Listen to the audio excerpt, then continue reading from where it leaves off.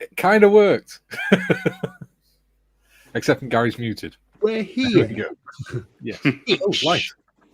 There we go. Haha. Right. We're on the Jagdpanther day. We're building a Tamir Jagdpanther. Woohoo! Huzzah. Q Benji, we've just gone live. Yeah. He's growling. Get ready. Yeah, Jagdpanther. We seem to be too adrift at the moment, but I'm sure they'll be here shortly. Yeah. Certainly Nodge. I know Nodge will. But... You need to cancel sharing that intro, Gary.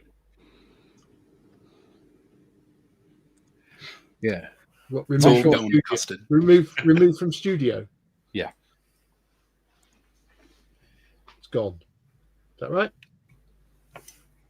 Yep. Cool. Going to sneeze now.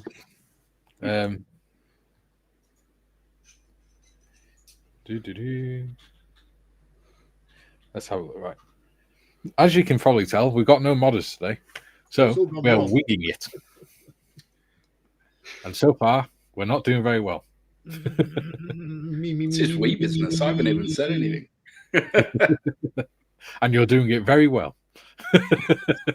Right. Chaos reigns as usual. Yes. So in a bit, when we figure out whether the other guy's coming on or not, we'll go through some thumbnails options for next Thursday. Yeah. I made them last night. And you've got to choose. There's a poll, isn't there? Yes. And it's 1, 2, 3, or 4 in the order they're shown. Yes. In fact, I'd better get a notepad. Hours and hours of preparation. I know, right? It's almost professional. Anyway, how are you two gentlemen doing? 3 hours of rehearsal. I'm very good, mate. I'm very good. Good.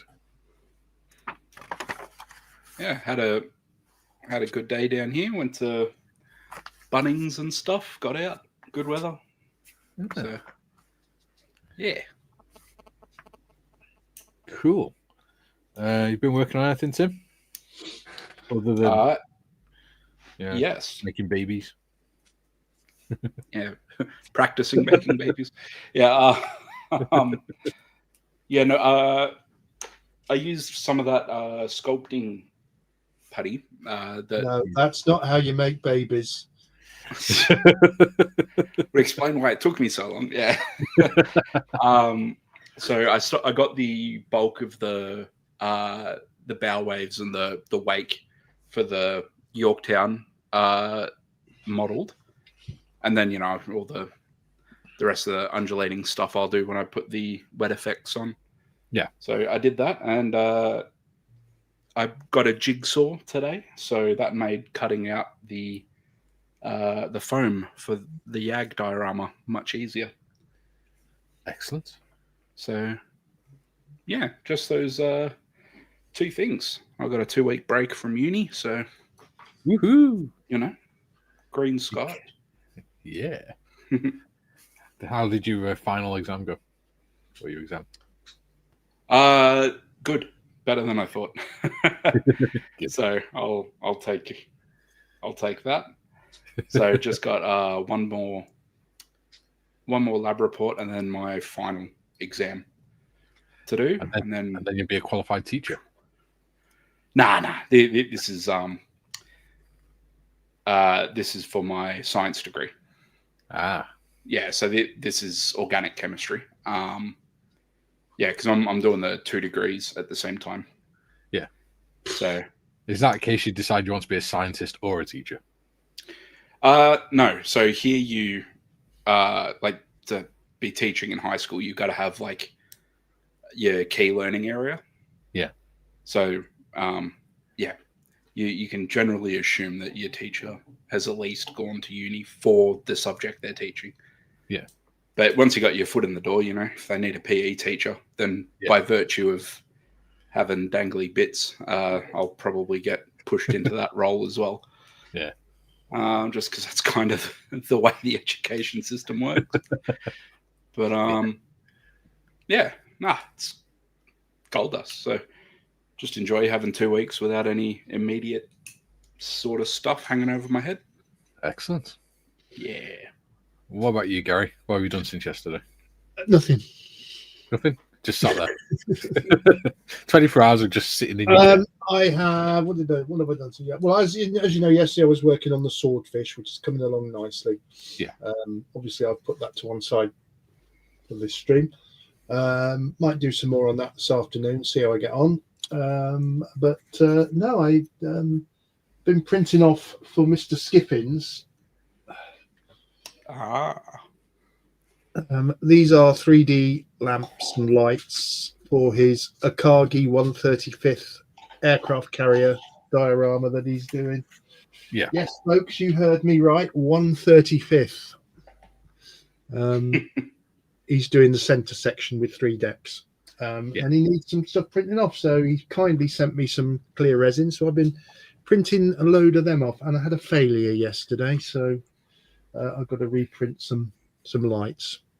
But apart from that, all is good.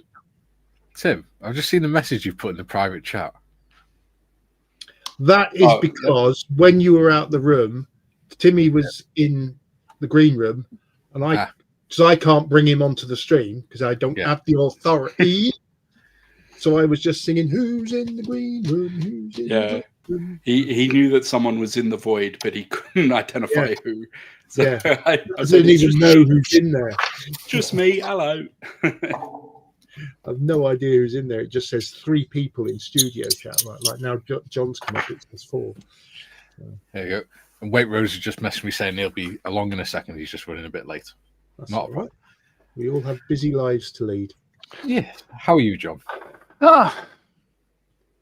Well, I'm a bit annoyed that Gary wasn't here on time, but no, I'm fine. Fine. Pot kettle. Yeah, did some stuff. Yes. Look at the lovely logo T-shirt. I mean, Either that or Gary's pointing out his nipples. One or the other.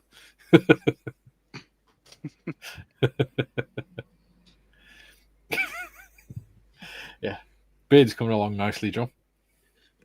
Yeah. Again, I haven't decided whether to commit or not. I might just do say the left half. We'll see.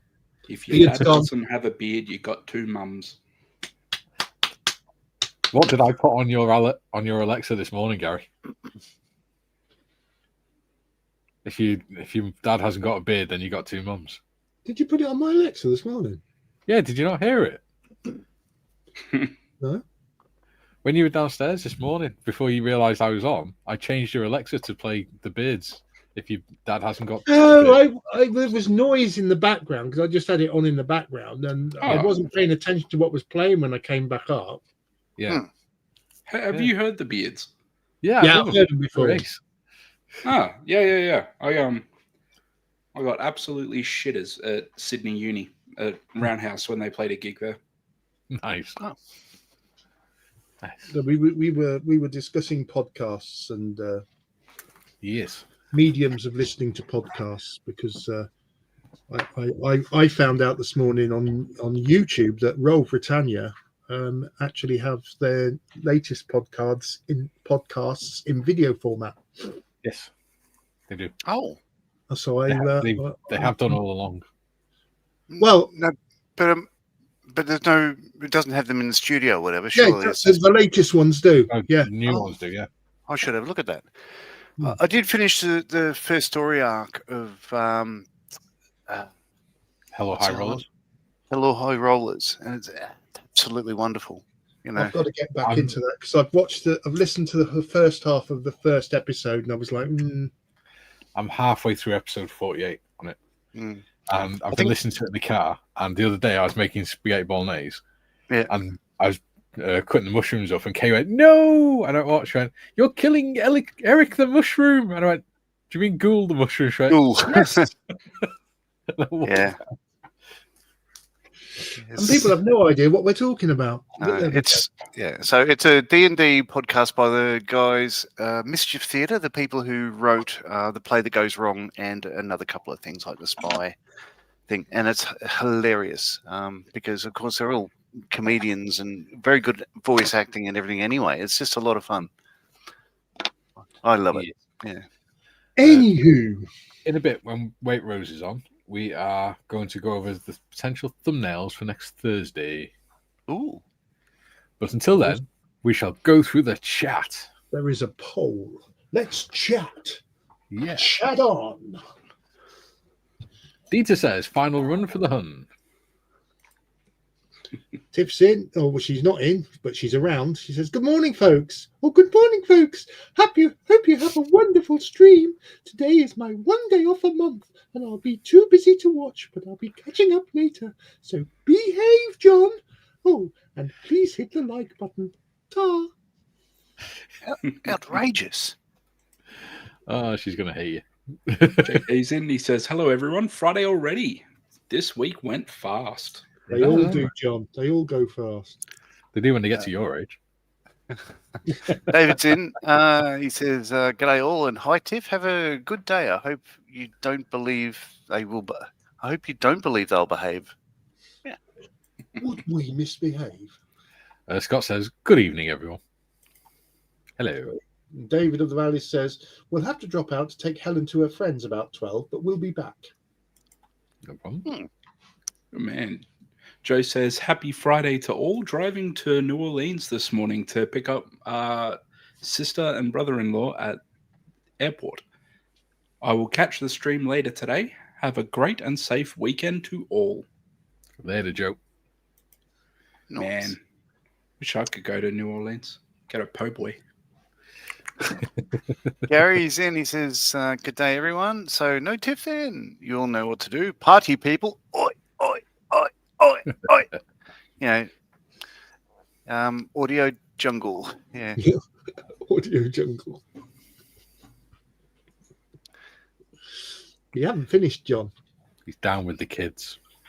Oh, That's scary. and hello, David, JT, and Scott.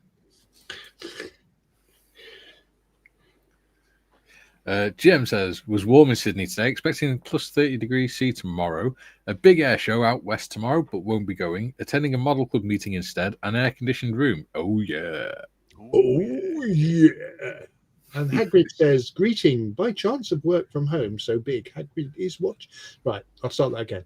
Greetings. By chance, work from home, so big Hagrid is watching you live. Always watching.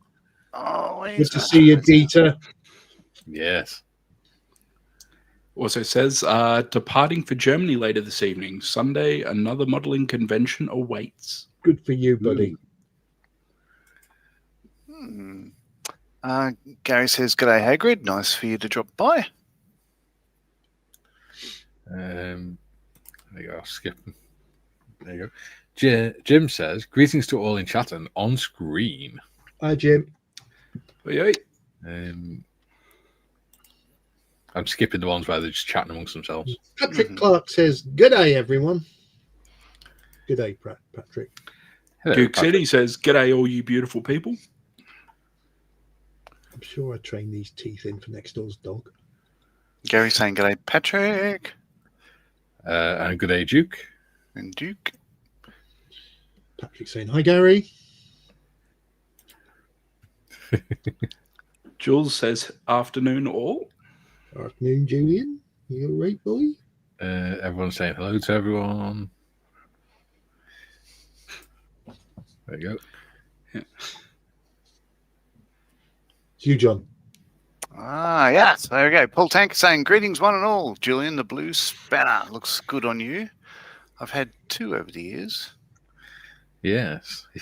Julian just needs to keep an eye on comments that are being held and things. David says, good day to all on screen. Back soon. Tim has a blue spanner as well. And Hagrid says, Convention Sunday is participation, so looking, competing, building, and swearing over coffee. Ooh. Columbus says, evening usuals. I think he'd believe it. He actually said evening unusuals. Yes. My little dyslexia. Julian says, prawn Pringles, Mikey, and Shelfie and evening, Tim. Okay.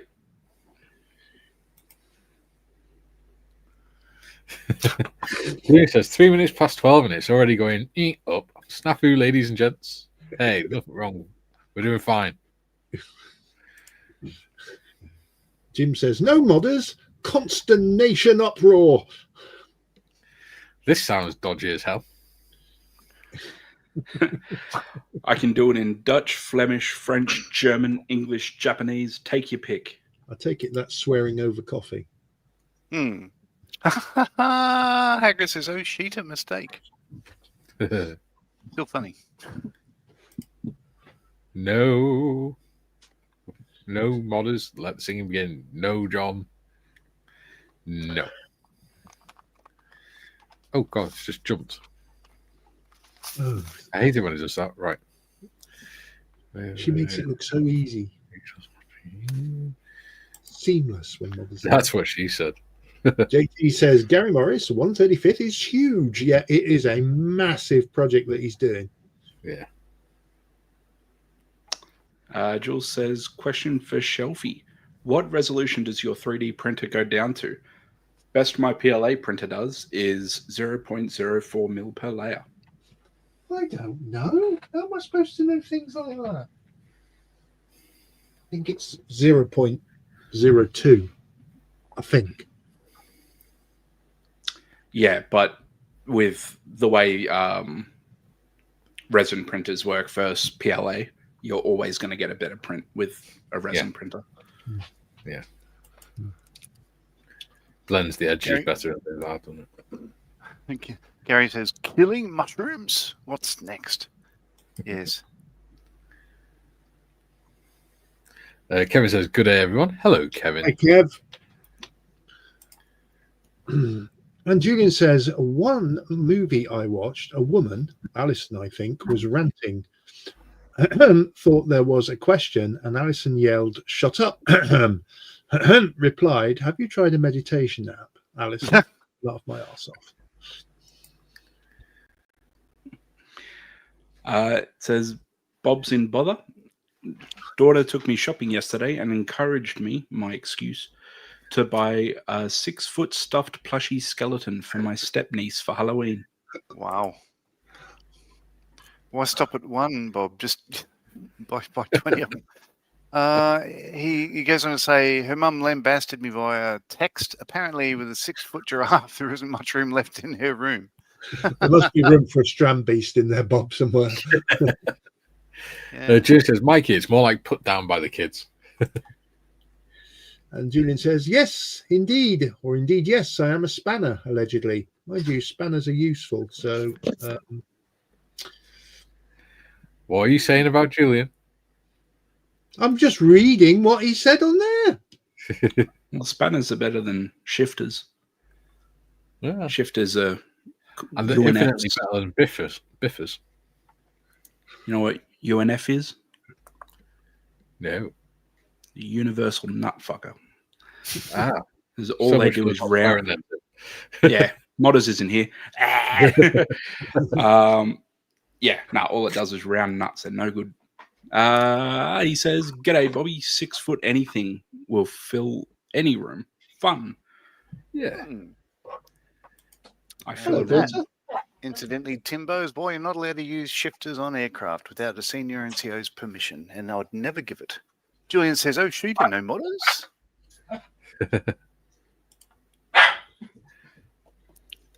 JT says, if you make fun of a giraffe, would that be a giraffe gaff? Very good. JPC says, we're missing a veteran. Search party. Yes. He shall be along shortly, I'm assured. We have Operation Rogue Veteran. Operation Rogue Veteran. Initiate. Bob says, Gary, I wanted to follow the giraffe with an elephant, but 10 foot was too big and the next size down was only 2 foot. Oh, it's only a 2-foot elephant. I mean, they're supposed to be 4 feet, but you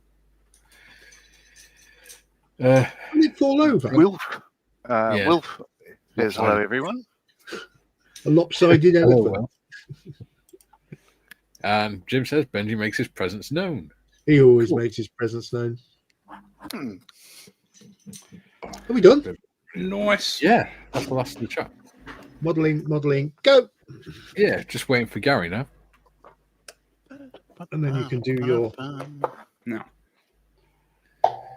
Then you can If anything goes funny, we'll say. I'm trying not to swear now. If anything goes funny with my camera today, please let me know, because I'm not using that middleman program now, so it should be nice and crispy. It does look nice and crispy. It does look a lot better. Yeah. You could maybe just do a zooming in on you a little bit. But other than that, it looks good. In fact, that base looks good. Yeah. Yeah, I need to flip it around. Boom. Right. So there we go. I need to put surveillance on my little tank. With my newly acquired jigsaw, I cut my XPS foam today. So nice. I did that, and this is the base that I'm putting it on. So it's actually like a shadow box sort of thing that I just got from Bunnings. A box frame. So, yeah. So the foam will sit there, and it'll have plastic card around the rough edge of the XPS foam, but I'll leave the wood my sole. I'll tape the wood up. But yeah, so it'll have the YAG thereabouts with some track marks behind it, and then this will be a little dugout. Yep. So yeah, nice. All right. I've got a bit of spraying to do, so I'm going to migrate across to the booth. Okay. Got a couple more comments. GM says Mr. Morris will need either verniers or feeler gauges to measure 0.04 mil. Yes. Julian, Tim, I posted pics of 3D prints I've done of Churchill and a US soldier on Discord, both in 0.04 mil. Obviously, 0.02 mil is better, but 0.04 looks okay, I think. There we go. Jem says, Bobby, I'd fly over to Wales just to watch you stuff a 10-foot elephant into your car. Now that would be funny. This way tells you. Oh, yeah, and his really old 100-year-old car as well. JT says, for Benji, better a present than leaving a present. Oh, we did that this morning in the garden. Guess who got that job? My dad used to call it going minesweeping. Dog eggs. Look. It's weathered. Oh, that looks much better, doesn't it? I made a slight boo-boo on my tracks, on my wheels. Yeah, that's very nice, Mikey. Done what could be... I even weathered stain the decals as well.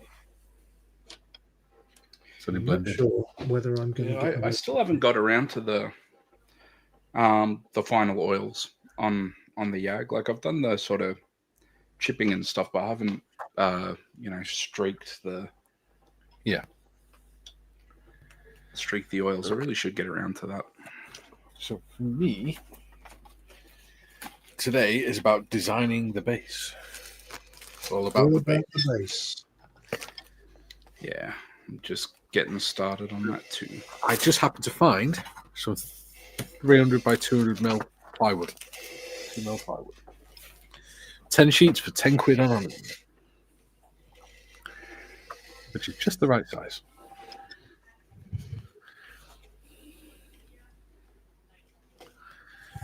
Right, hang on a minute. Hang on a minute.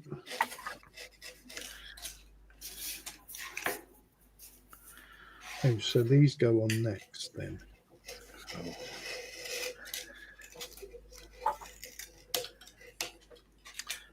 Sounds like my might get away with this.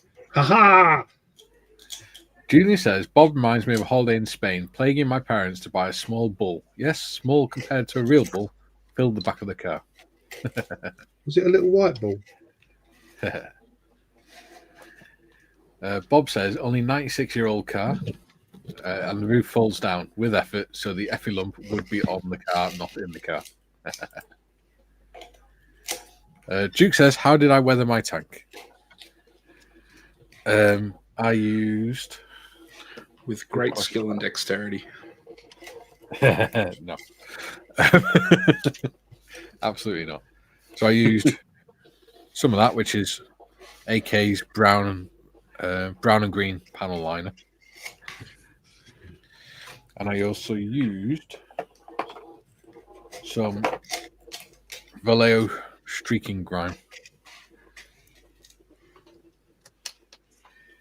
to do all the crap downside. And to stain the decals, because I painted it and started weathering it and then remembered I hadn't put the decals on, I used the base colour. So I went over it all with the base colour first. Then I used the streaking grime and the panel liner. Then I put the decals on, and then I used mix some of the base colour, which was the dark yellow, with water, so it's thinned down, and then painted over the decals, and then just cleaned off around the decals so that it stained them the same colour. Bob says, not sure where the trunk would go as the car doesn't have a trunk. Jim says, Mike, the Jagdpanther looks much better with the colours muted, reduces the contrast in a good way. Thank you, buddy.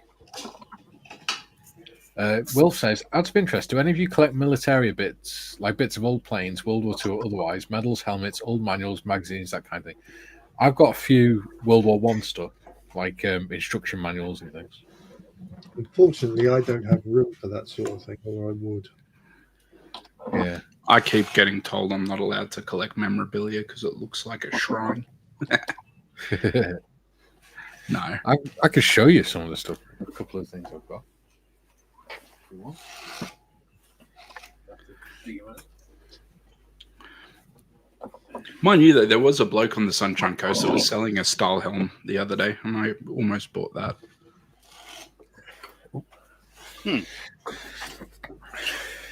Now, the only part of an aircraft I've kept after 27 odd years is a formation light from a Hornet, because it was a pain in the ass. A long story, but it annoyed me. So I thought, it's about to go in the bin, so I kept it. And it's flat. They're literally about 2 mil thick. So I can pack it easily. Yeah, I've got wheels on my tank. No, I do have the old fluoro battens that I swapped off Young Endeavour when I did the LED lighting upgrade on that. Yeah. So that's my old crane operator's license from the army.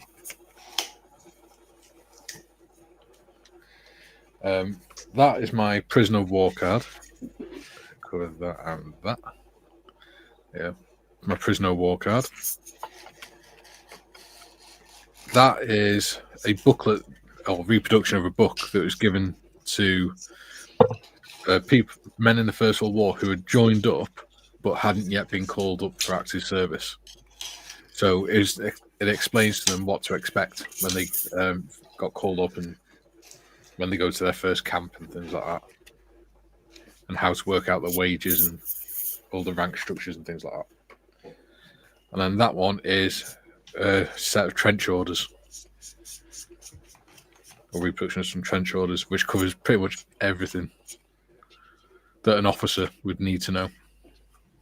Even how and when to give the room rations out and things. So that's pretty cool. I have got on the wall, I don't know whether people can see it. You can just see it under the Spitfire there, and on the wall behind my cabinet is Air Ministry Pamphlet 175 of 1945, a guide to flying regulations. Yeah. I've also got my old combat jacket from when I was in the Falklands as well. And I have got somewhere the official Air Ministry report on the Battle of Britain. We have a Waitrose. Hi, Gary. Hi. Sorry I'm late on parade. That's all right. Oh, things been a little hectic today. That's all right. How are you all doing? Very well, sir. Good. How are you? Good. Excellent. Finished my finished my Hudson. Oh, Hudson. I've got to say, I loved the little comment in the extra video you pushed out about the aftermarket stuff there when you mentioned the Halifax. I just sat and I nearly choked on my toast. I do it every time I speak to Dave about anything. There's always some reference to them doing a Halifax every single time. I literally, whenever I email him, so it'll be about something completely different. And I'll send him an email or a text or whatever and say, "Hey, Dave, look, I know you're really busy planning the launch of the Halifax, but if you've got some time, he must be sick of it." Anyway, so Hudson's finished, so I'll finish doing all that today. So hopefully we'll be able to publish that later today, which is timely, seeing as they launched the vintage classics of it this week. Nice. So people will be able to see how to build it. Yeah. So we're just going to rattle through these comments, and then we're going to have a look over these thumbnails for next Thursday. See which ones you prefer. Which one people prefer. June says, JT Darth Vader at Christmas always knew what he'd get from who as he's felt the presence. JT says, I know the Japanese had Tiger tanks. Wonder if they had anything else. Julian, not on purpose, Wilf, although I do have a World War II RF bomber compass. Yeah, cool. When I saw the Churchill bust, my thoughts went to some of his speeches. My personal favourite is The End of the Beginning. Yeah. Al Murray does a brilliant Winston Churchill impression. Yeah. Vader the Force, choke when the wrong gift is given. Bob says, also an accidental collection, Wilf. I have a rotary converter, 28 volts DC to 110 volts AC. See, the one thing I probably would like to get at some point is a World War One Brody helmet, steel helmet.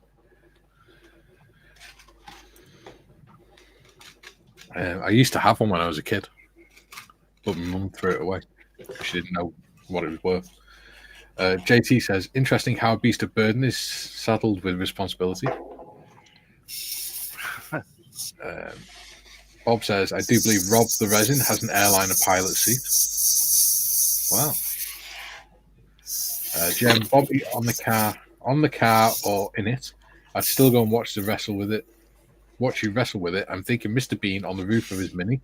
He'd probably be about the same with the pachyderm on you. Julian, somewhere I have a 1930 gun magazine. Interesting to see the marked difference in the attitudes back then, probably because many owners were ex-forces, so I'd been trained in proper firearm safety. Yeah.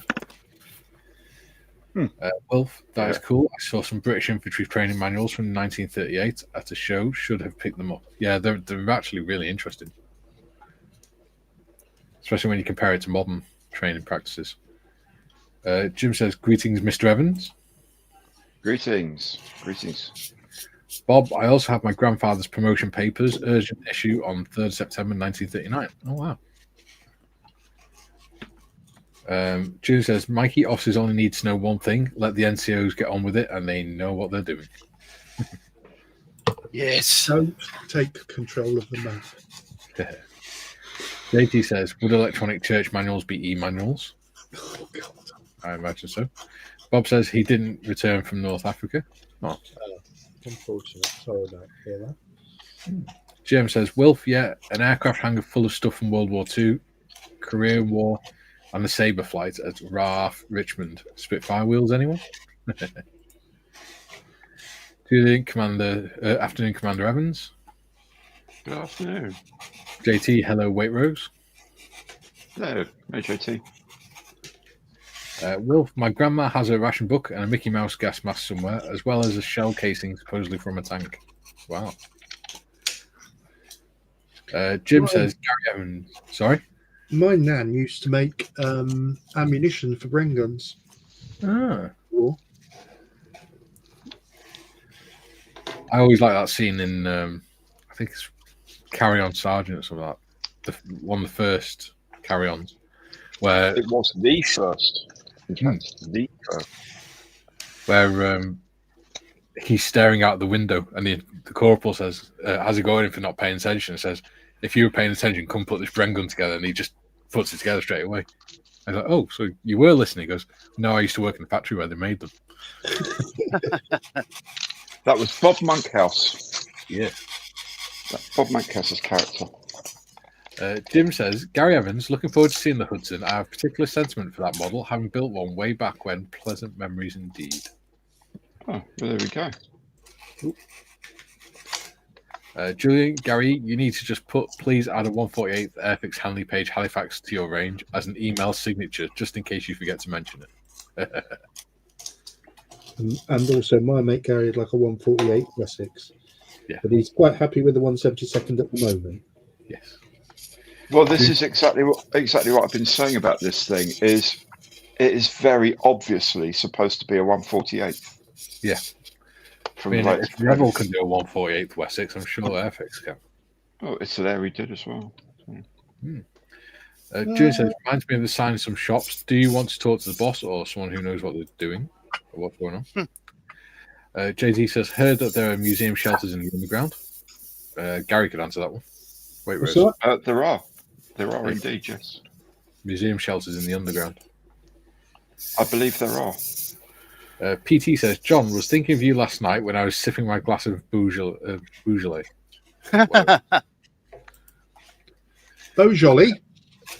Yeah. Beaujolais. Original name of Carry On Sergeant was apparently the Bully Boys. Wouldn't surprise me. Right. Let's have a look at these thumbnails. So I'll go through all four and then tell me which one you want. 1, 2, 3, or 4. Or which one you prefer. So here is number 1. Number 1. Hello, number 1. And have number 2. Number 3. Number 3.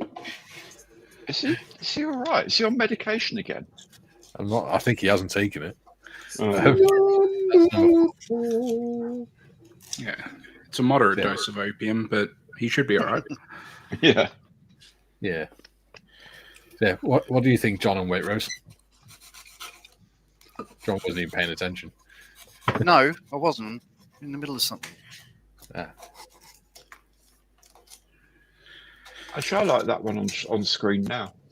Yeah. To be fair. That one.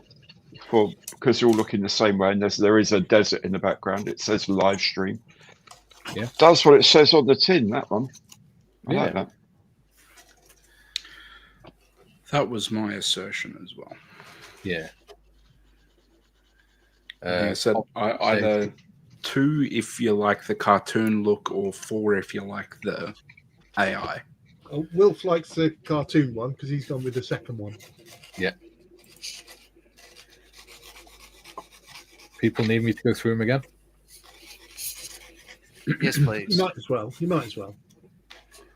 That's number 1. Number 1. Right. Number 2. If I get a copyright strike for that, I'm so going to laugh. Why would you? Number 3. And number 4.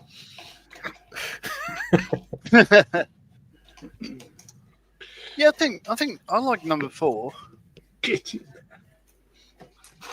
Okay. So, chap, what do you think? Okay, folks, now we mean this most sincerely, folks. We really do. Cast your votes now. 1, 2, 3, or 4. Well, that's a blast from the past. Oh, Huey Green of blessed memory. Whose dad was he?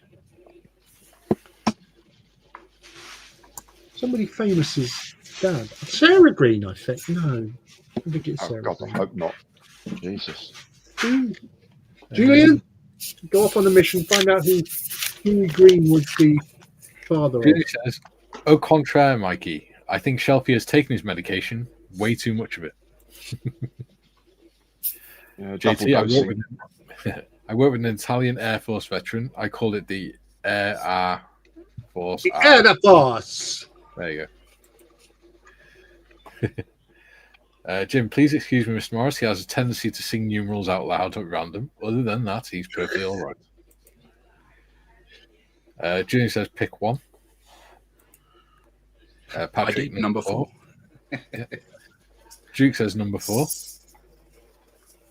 There's a clear leader here, isn't there? Yep. Bob says Sesame Street counters might have a go for copyright. Okay. Karen says number 4. A lady of good taste. GM says, Mikey, you're wearing the wrong uniform for desert use on some of the pictures. It's AI generated. He was visiting from headquarters. Yes. It's AI. I can't do a lot about it. I mean, I can. I can switch. Gary, there was a war on. We had to make do. Yeah. Not asking for a lot, just better. Yeah. Thank you, Paul Tanker. Paulie Yates. All right. Okay. Wilf's already voted. Duke says Gary was singing in Tiff's voice. Kevin says number 4. And Bob says, I'll go 2 just to get the last dregs of cartoon before AI conquers the world. Yeah, that's fair. Yeah. Julian says, Huey Green's dad was Hugh Aitchison Green, a former British Army officer from Glasgow who made his fortune supplying canned fish to the Allied forces in the First World War. Yeah, what I meant, though, Julian, was who did Huey Green father? And it was Paula Yates. Interesting facts there. Nonetheless. What I might do is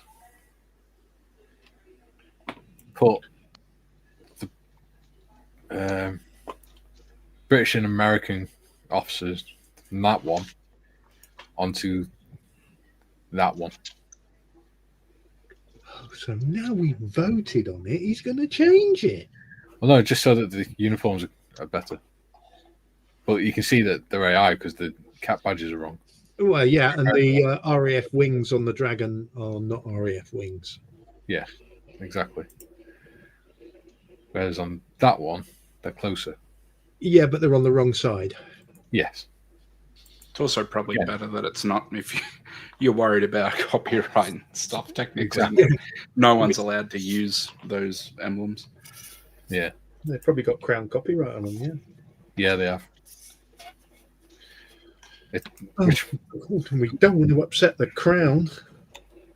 Oh, I didn't press one button. But yeah. It's why it's always surprised me that they get away with like companies on Amazon making regimental flags and stuff because all the regimental crests are all and the cap badges are all Crown copyright. May I be controversial for a moment? Yes. Right. Please do. Welcome to Controversial Corner. Today, I'm going to discuss on Controversial Corner tracks. More importantly, these tracks. These are the tracks for the Jagdpanther. No, really? Many people will prime, paint, and weather these. I, however, because this is Controversial Corner, I'm going to do none of that. I'm going to put them on as they are, and then I'm going to cover them with muck and snow. Such a heathen. To quote Achilles from the movie Troy, that's why no one will remember your name. Good trivia. Good shout. Harsh but fair. Yeah. No, that's my like. Whenever anyone makes like any sort of justification for anything, it's just a fun one to throw out there. That's why no one will remember your name. It's just, it's such a glove slap. I love it.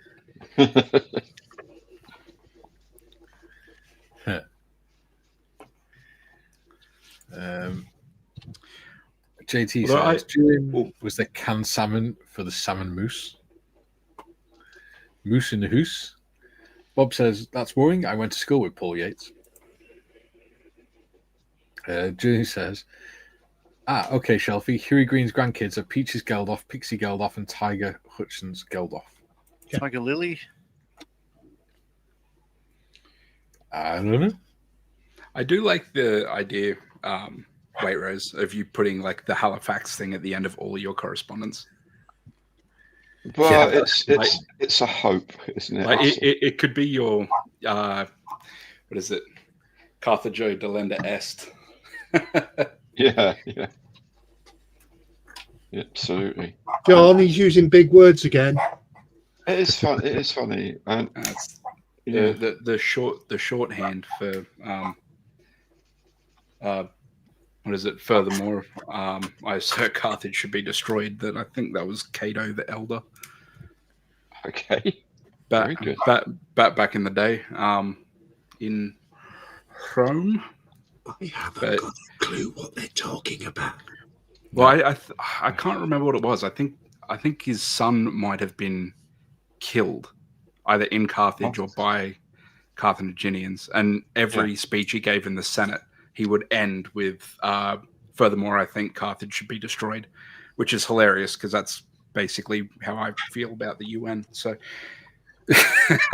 again, political again. Oh, that's not political. That was a joke. Oh, we'll start John off. Actually, that's a fair point. I John retract my comment and offer an apology. Yeah. John will start crying and getting all emotional. Squirrel. Yeah, I'm pretty sure that was Cato the Elder.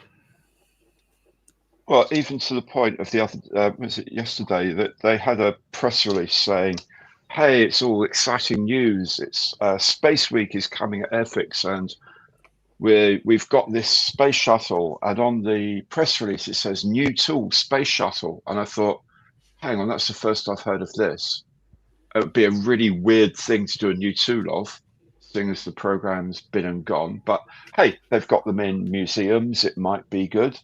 And so I banged off a text to Dale. Said, "Hey, Dale, I know you're probably too busy with the Halifax launch, but just reading through this text, it says that the space shuttle's new tool. Is that true, or is it a re-release of the 78 kit?" And he came back and said, "Oh, bugger, that one got through. No, it is a re-release." Oh, that's pity. Yeah. So back to the Halifax for you then. Even things like that. Every single time I deal with him, he must be so sick of it now. But he still answers my messages, so it can't be too bad. He's obviously not falling out with you too much, then. No. I offered to buy him a beer at Telford, so he said, "Yeah, looking forward to that." Get T-shirts made up at Telford. Dale, do they have a bar at Telford? They do. Yeah. I'm sure Tim will be able to point it out to you when yes, they do have a bar at Telford, John. Jeez. I'm going to do my best bloody Russell Crowe impression when I go to Telford. Russell Crowe fighting round the world. Russell Coit. Be punching on with locals. It'll be great.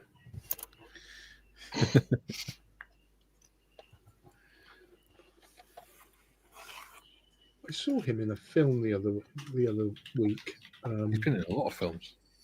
Yeah, but it wasn't he was really good in it. But it that narrows it down. Let me finish, damn you.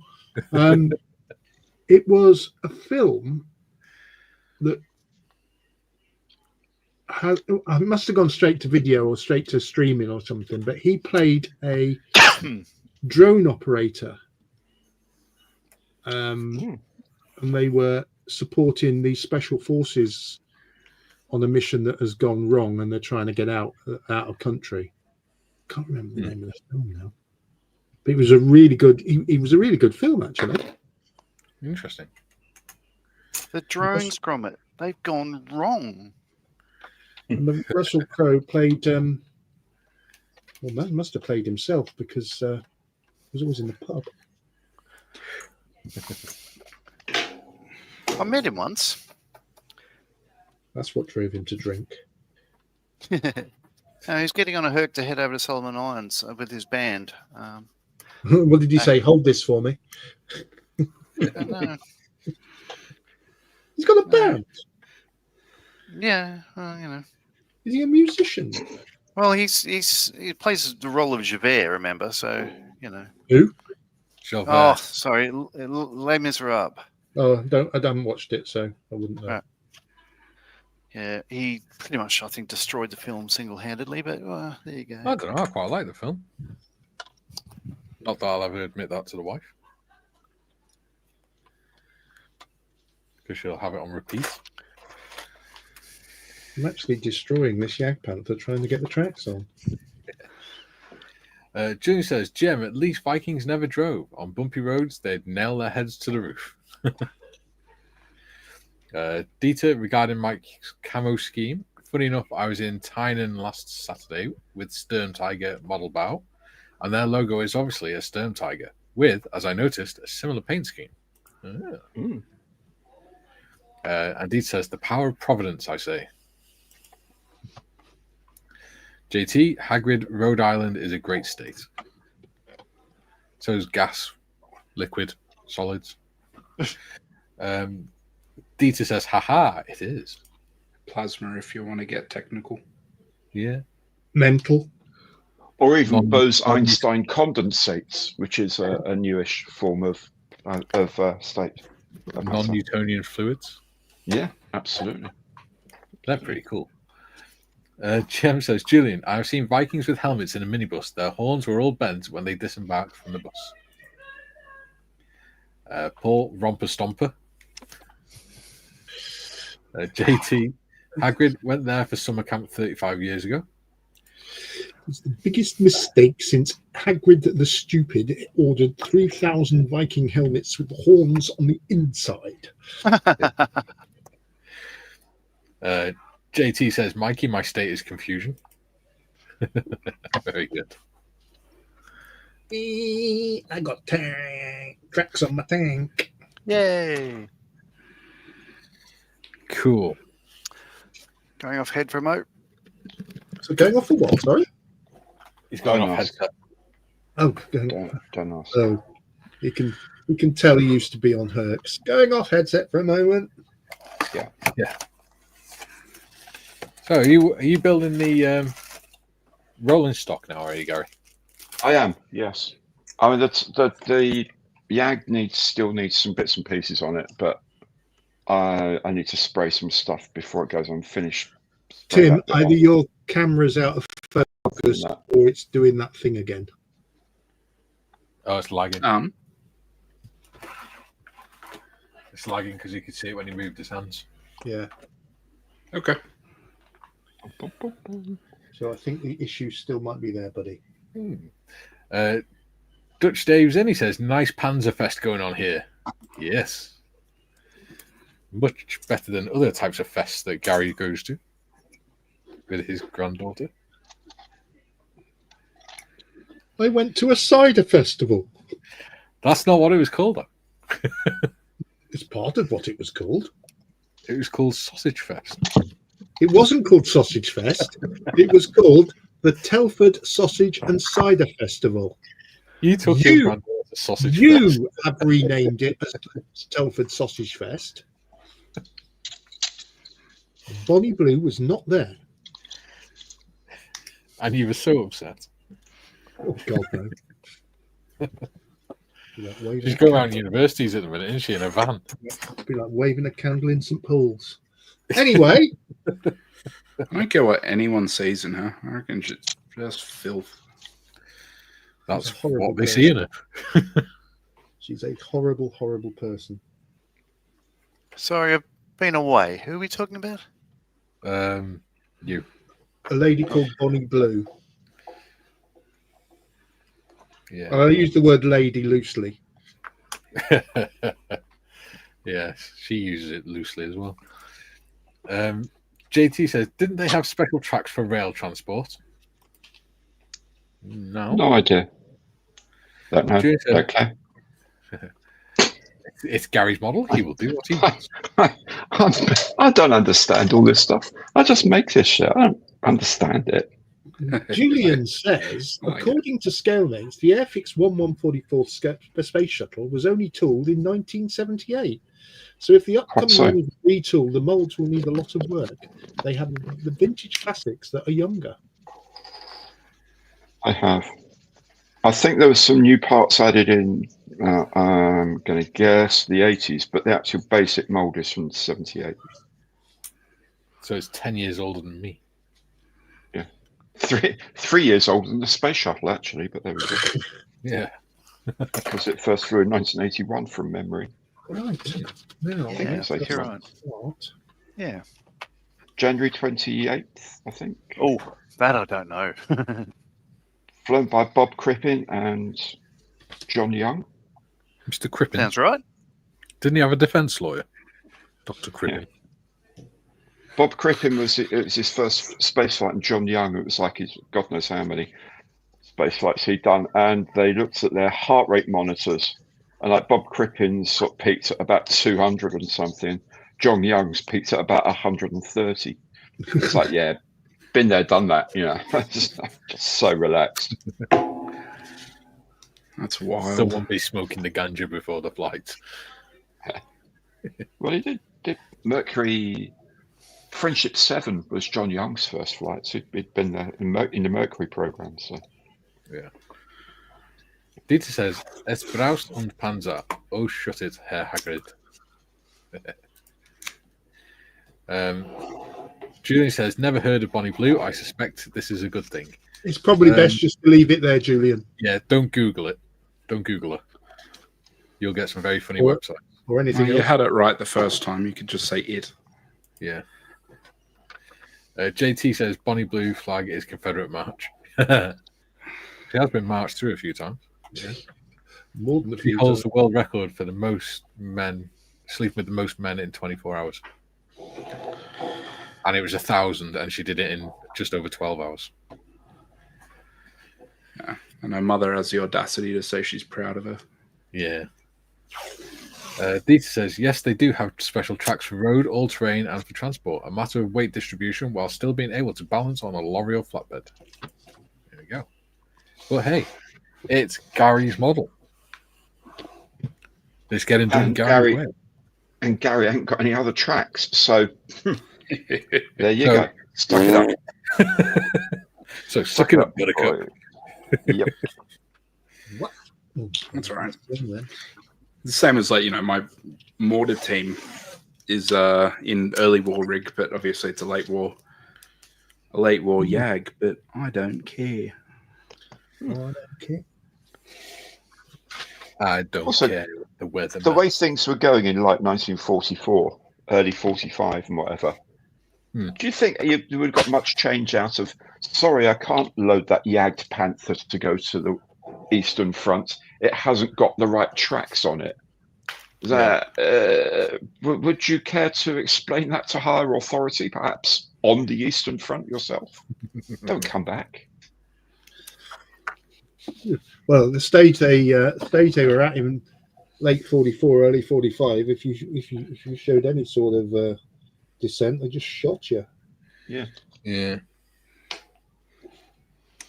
Or gave you harsh but fair. Yeah. Or they gave you piano wire to play with. I read that one. Bob says, Googling her, is that a euphemism? No. Not the only thing. GM says, John, did they planking on your base finally stick in place? If the PVA glue didn't work, I'd try roofing silicon.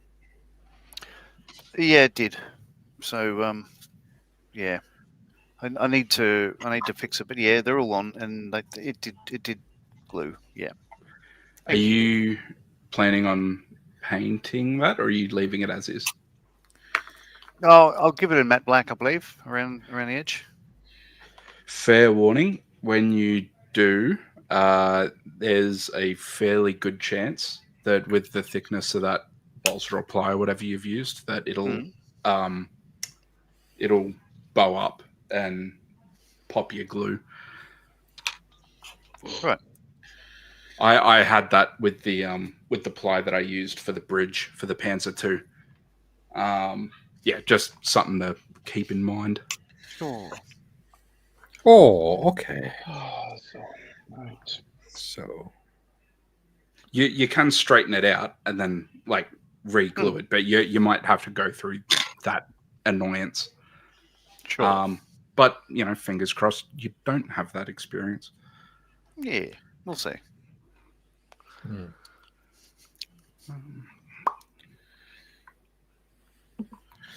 GM says, and I've read that one. He says, "Is Bonnie Blue a Scottish folk band?" No.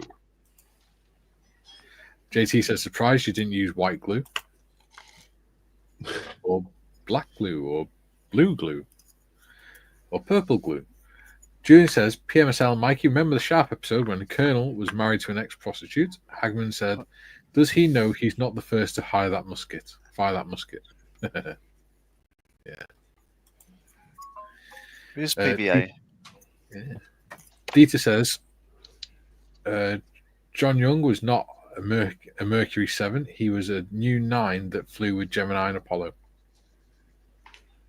Oh, okay. Yeah. JT says Apollo 16 and Apollo 10. Dieter says he was also one of the few of his class to have flown with the space shuttle, including Testbed Enterprise. There we go. Oh, that's one of the funnier things about NASA, I think, is when they were going to name the first one Columbia, all the Trekkies are jumping up and down saying, "No, it should be called the Enterprise." So they said, "Okay, we'll call it the Enterprise." But yeah, that's the only one that never went into space. So NASA sort of raised a middle finger at them to say, "Well, no, we're doing this for real." Got their revenge. Somewhat. Stay in your lane. Yeah. Yeah. All right. It is what it is. Here's a question. No. For the inside of this pit, do you think they would have put duck boards and stuff all over the ground, or do you think just on the retaining walls? They would have put duck boards on the ground and used corrugated iron for the sides. Or sandbags. Nope. They've used wood. I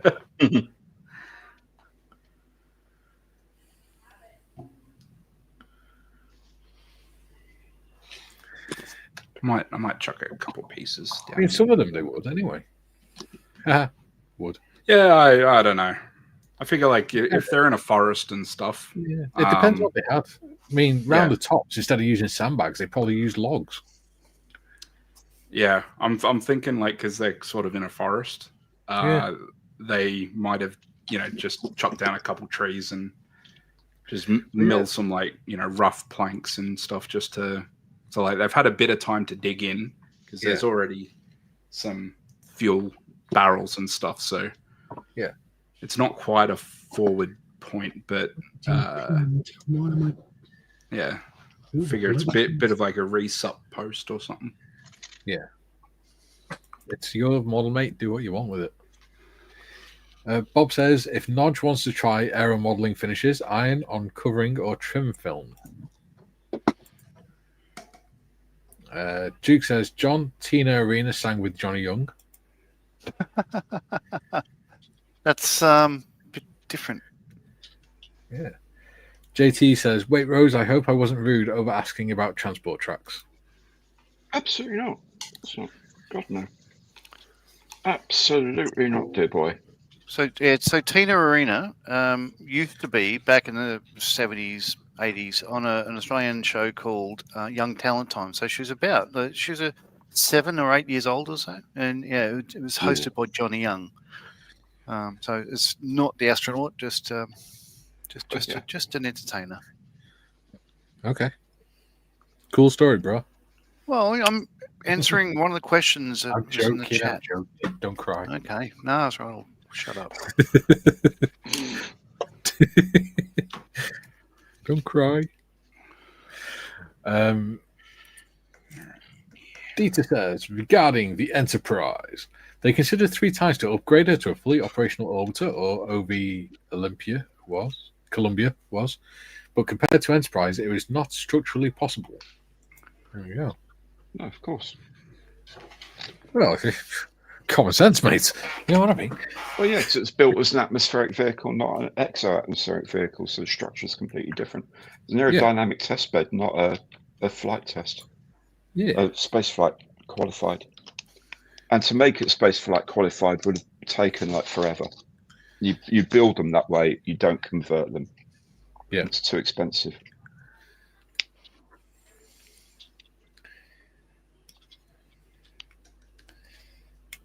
And at a time when they were starting to cut the funding for NASA, it wouldn't exactly be a productive use of their money or time, would it?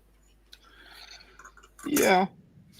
Yeah. I mean, they still had a lot of Defense Department money going into the shuttle program at that stage. Yeah. And there were still some early, well, quite a few Defense Department missions that were highly classified content. Department of War. Sorry, yeah, DOW. I love it. Yeah, we used to get like a pack of 10x8 color shots from every shuttle launch at work, like all the PR pictures, and you just knew when it said, okay, well, we're launching mission 51K next month. And I go, like, great, send us the prints, won't you? And he said, yeah, you do know you're going to get crew, launch, landing. That's it. There's nothing else that's going to be available. So, okay, cool. Normally we'd end up with like 300-400 10x8s of all their Earth observation and on-orbit activities and all that. It's really cool. But Department of Defense missions, crew, launch, and landing. And that was all you got.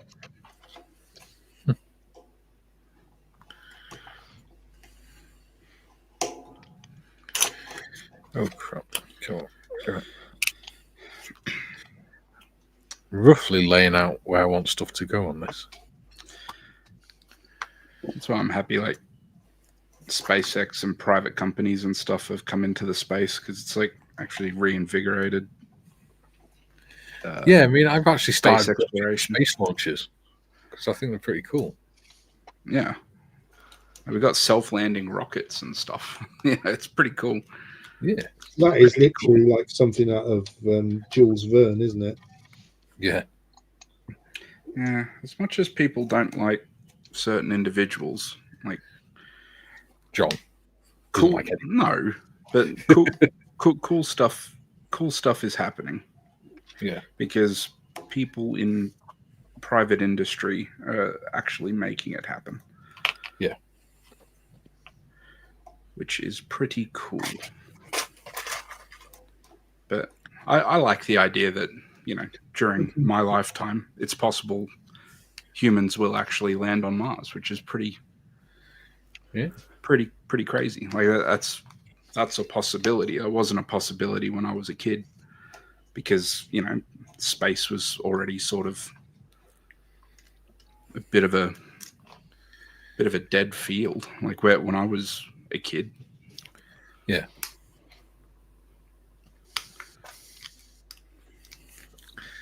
Yeah, one of the guys I used to know at Houston was working on some stuff to do with space station.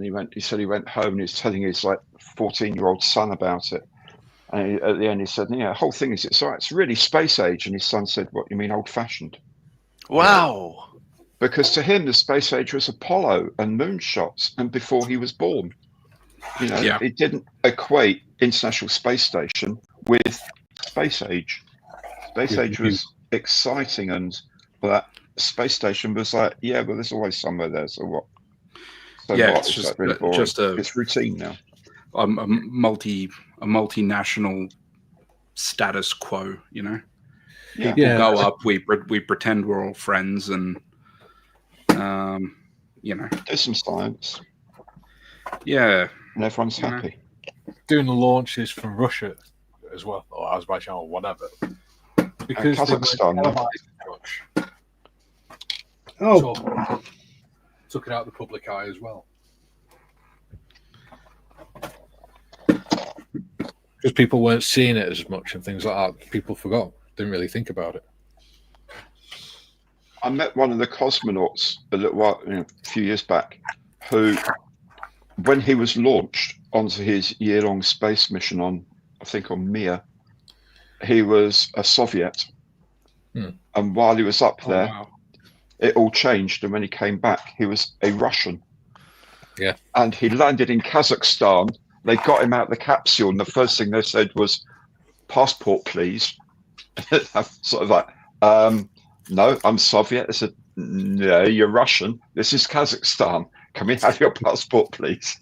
And they were serious. They had to get his passport and fly it from Star City over to say they would sort of do the immigration things. And they still do it now. There is still someone's job to carry crew passports for when they land in Kazakhstan. That's wild. Yeah, it's cool, isn't it?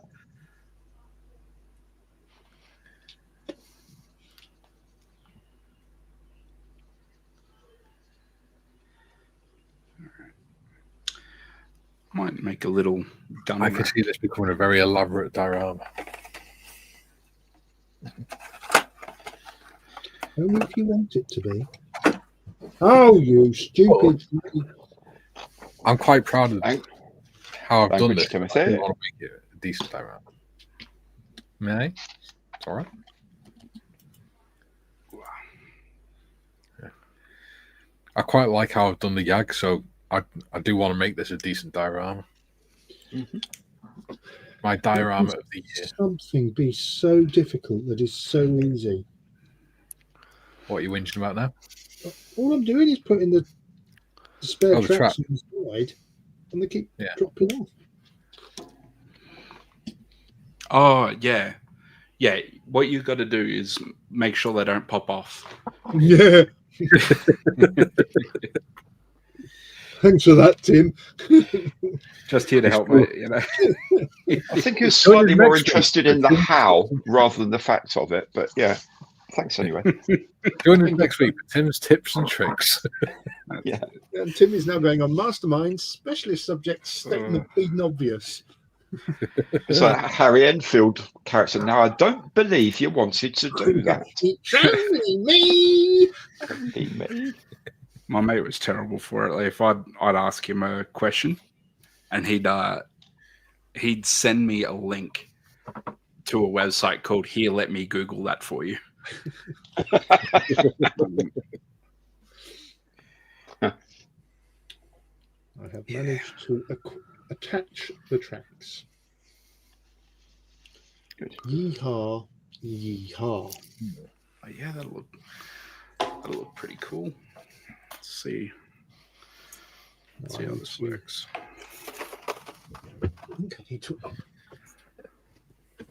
I need to assemble. JT says John Young flew the space shuttle. He flew Columbia. Dieter says retire the fleet in 2011 upon completion of the ISS. JT says imagine the shuttle to bring coffee to the ISS, the Columbia.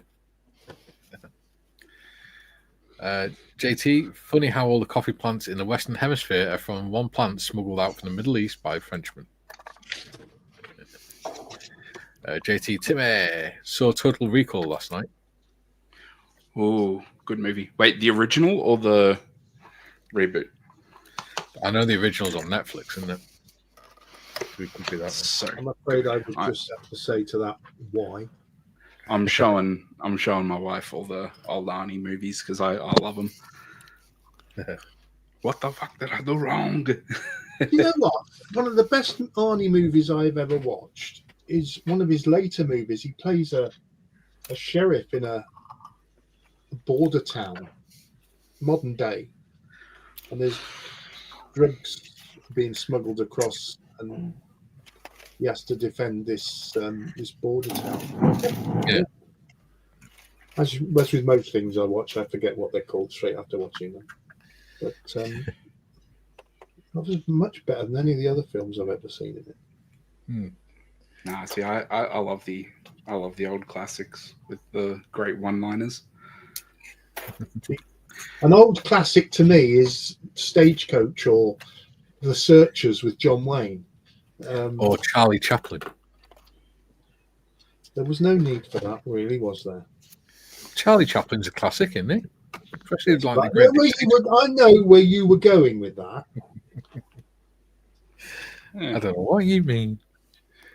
Check that out. I made a little gun rack in the pit. Nice. That's kind of cool. You know what you want to do there? You want to put some guns in it. Let's make it grow. Oh. JD. Talking about old Arnie movies for a minute, right? Do you remember the one True Lies? Yeah. Oh, yeah. Remember that? Yeah, where he starts flying a Harrier. Yeah. To get the bad guy. Yeah. Right. So Uma Model make a Harrier, and my one was missing a rudder. The kit was missing a rudder. So eventually I wrote some. Eventually they sent me a new rudder. However, as a sorry, they also sent me some 4 sets of Lambo cockpit 3D printed stuff, which is nice. But they also sent me this set of figures. Oh, hang on. Now, I spent ages thinking, what, they zombie figures or what? I've worked it out. These are figures from when Arnie was flying the Harrier. Because there's Arnie there. Yeah. There's his daughter who's hanging onto the front of the plane. Yeah. And there is Aziz, Art Malik, who's hanging from a Sidewinder. That's awesome. Isn't that brilliant? That is awesome. I had no idea they were going to send that. So can you use that with their Harrier kit? Yes, absolutely. It's the same scale and everything. I'm gonna do that. That's awesome. Isn't it cool?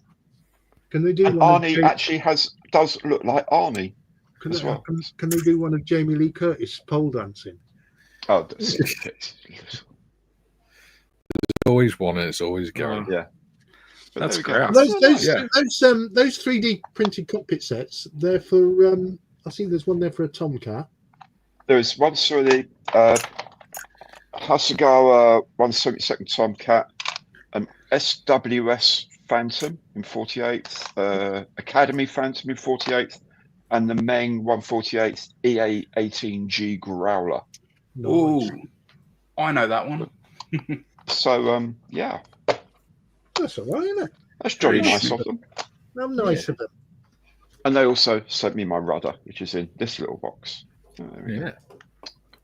So I can finish that kit now. Which is really I do cool. like the look of that Uma Harrier. Oh, it's gorgeous. I keep nagging them as much as I nag Dale about a Halifax. I do keep nagging Uma to say, guys, do it as a British one. There you go. A GR7 and GR9. There you go. Yeah, those are the figures. Yeah, Cool. I actually might do that when I build that kit. That's awesome. Yeah, it is, isn't it cool? So it's a friend on Facebook, Martin Drayton. He's saying currently recreating the iconic scene from the movie True Lies. It's a scene where Arnie fires a missile that Art Malik is hanging off and utters the immortal words, "You're fired." The kit is from a brand new model company called Uma Hobby, and who, when I told them I wanted to recreate the scene, using their model, they sent me the figures free of charge. Wow. So yeah, so he's done it. He's excellent. He's done it. He's done it very well too. Superb. And kudos to Uma. Yeah, it's pretty cool, isn't it? And I didn't get permission from Martin to share that on YouTube's, but I hope he doesn't mind. I'm sure he won't. I'm sure he's speaking to his lawyers now. Well, yeah. Patrick says, I remember watching the Apollo launches live at school in the 70s. Yeah. In 2000, I was in Florida, rolled out of a space shuttle, yanked my dad's arm to extend our stay to see the launch. One of the few times I've made the original launch window. What a thrill it was. Yeah, so my big space shuttle moment was watching SpaceX land one of their boosters, which was just the coolest thing I'd ever seen. I've been a big SpaceX fan since. I've got to admit, whether you like Musk or not, he has made space cool again. Or his company has. I think he should just stick to space. Well, yeah, there is that. But anyway, before we go off down another political rabbit hole. Yeah, John. No, fair is fair. John has not said anything political today. Yet. I don't have to be here, you know. No, I'm sticking up for you, mate. I know. JT says, we have a TV evangelist in our country called Peter Popoff. I sniggered when I heard the announcer say his name. JT says, Timmy, the original. Yeah, so good. Julian says, anyone remember the 2 Ronnie sketch in Mastermind with Ronnie Corbett, specialist subject, answering the last question? Lol. Yeah, answering the previous. Yes. Sorry, you're right. Yeah. Dieter, it was also with the new Apollo Hall. Seeing that monstrous Saturn V on its side is already impressive. Imagine it in its vertical state. Blimey.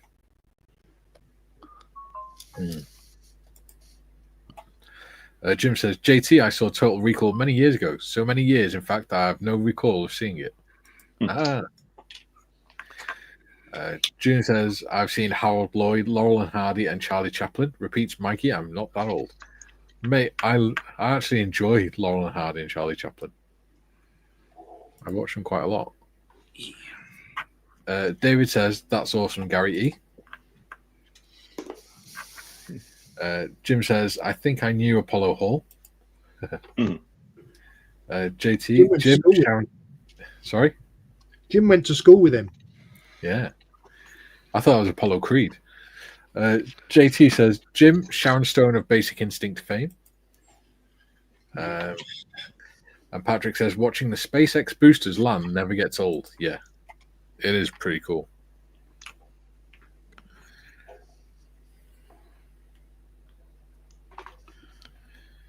Not quite as cool as watching Katy Perry step out of that stupid joyride. Literally, like she'd actually been to space. Yeah, carrying a flower like she's some great pioneer. Now we're all astronauts. No, you're not. You're not. She pretty much all she did was went in a glorified vomit comet. Yeah. Yeah, people might actually be shocked to find out how low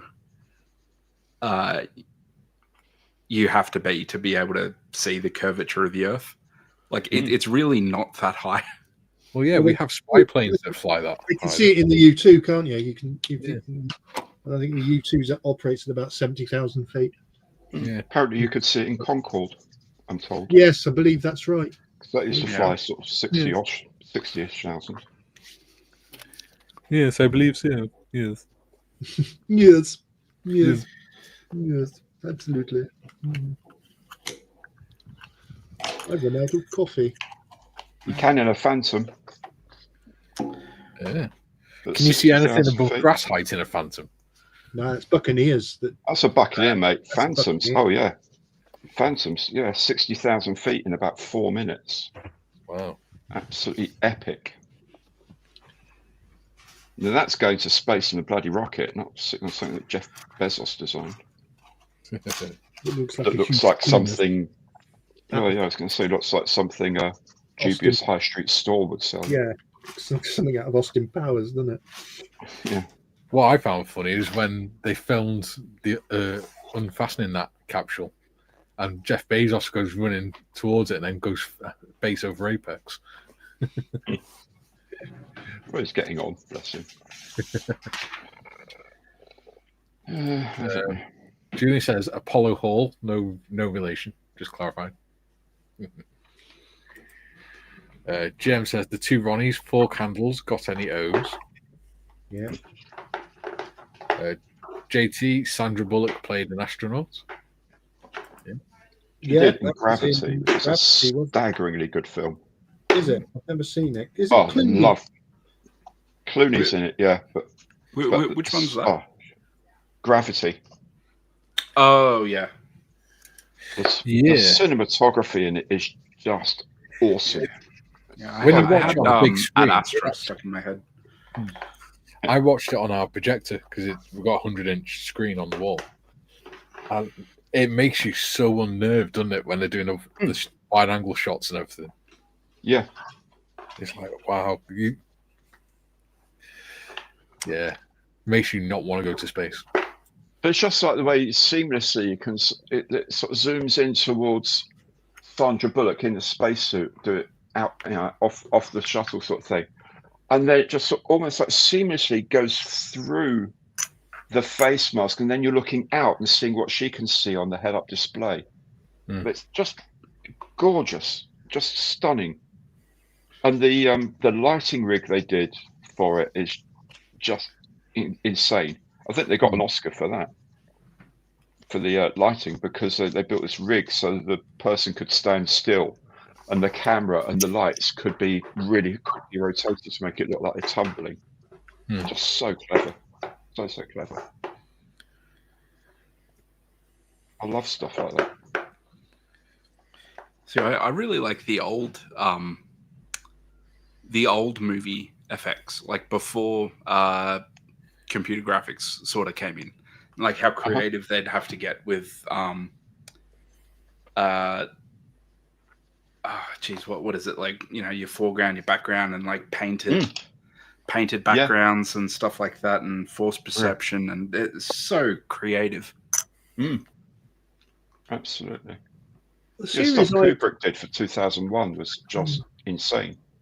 The series I really enjoyed on Apple was For All Mankind. That was it started off as about the Apollo missions and things like that, and then ended up on Mars.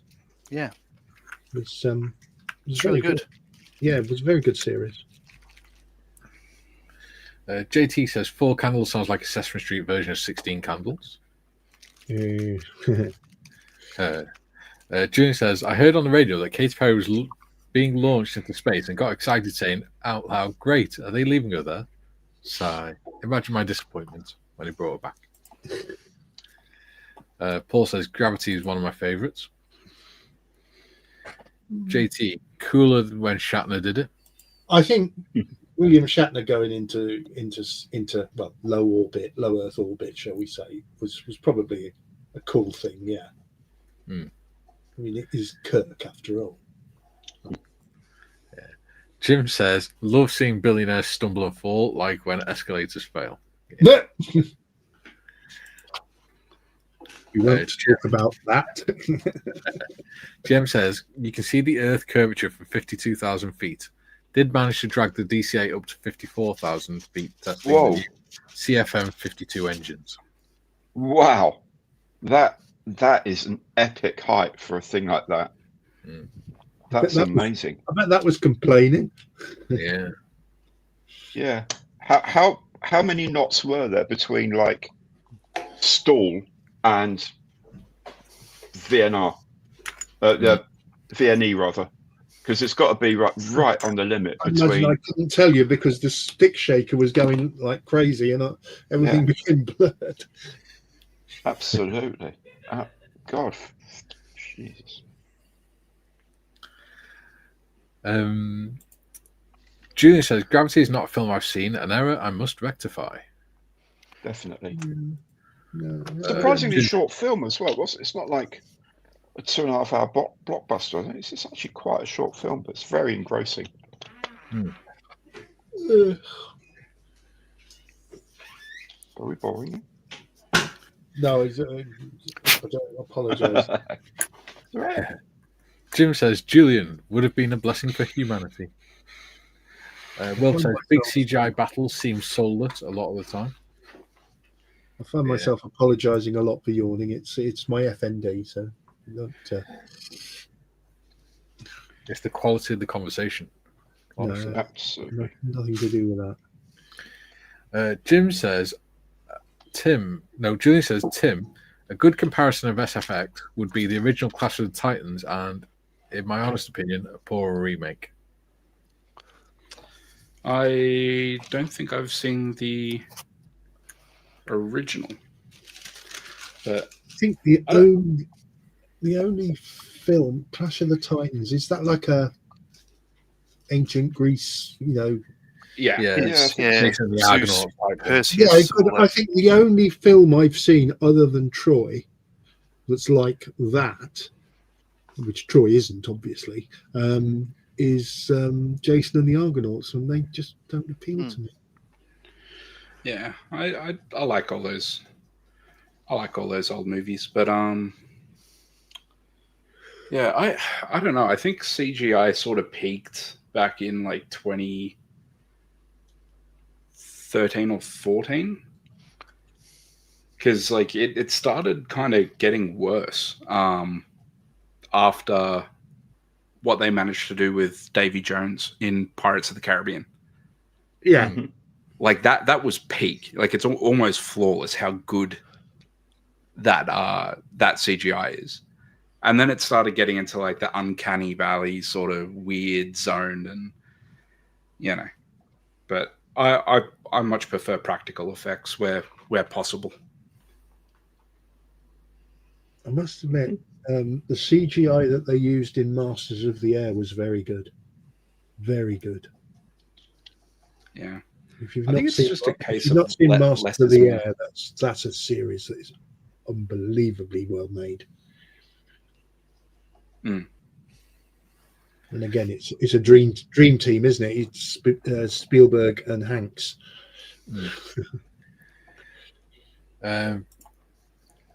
Paul says Ray Harryhausen was brilliant. He was. Yes. Okay, John's asking what was the 4-candle reference. John, if you can, go on YouTube, Google after the stream, of course, yes. Google the 2 Ronnies 4 candles and watch the. It's one of the best comedy skits ever. Like it's as good as and up there with Who's on First. Yeah. There you go. JT says Clash of the Titans, Paul. And he says, did you guys like Space Cowboys? I did like Space Cowboys. Yeah, I think the combination of Clint Eastwood, Donald Sutherland, Tommy Lee Jones, and James Garner. There's a dream team there. Yeah, they were funny.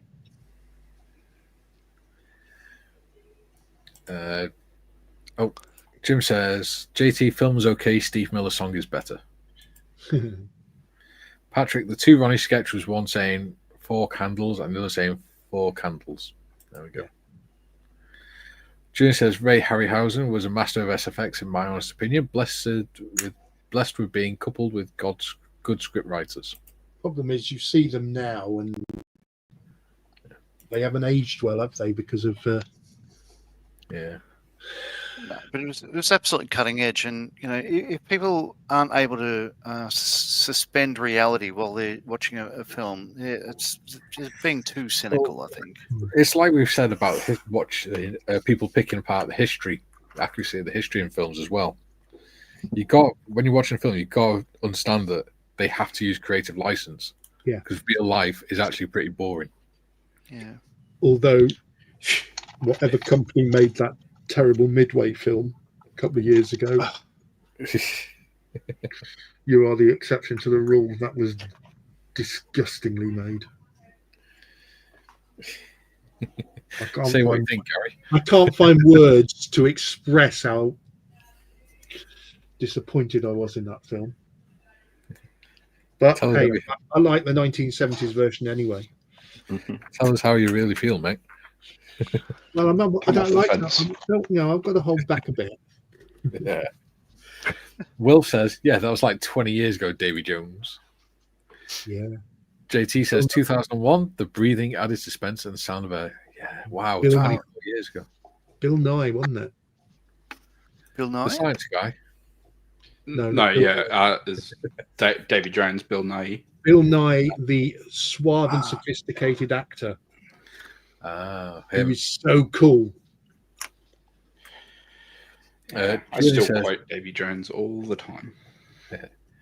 Julian says SFX used to support the storyline. Now it's tipped over, and SFX is more like the story backed up by a poor script. Yeah. Sometimes I do think that some films are made just for the effects, not for the story. Okay. Timbo, Foundation. How far did you get? All of it. Enjoy it? Loved it. Yeah. Loved every episode. It's grouse, and it's really good script writing and effects. Yeah. And I'm stoked that there is going to be another season. That's the one that starts off in a deserty area with a massive column thing, isn't it? Is that Foundation? No, I think you might be thinking Invasion.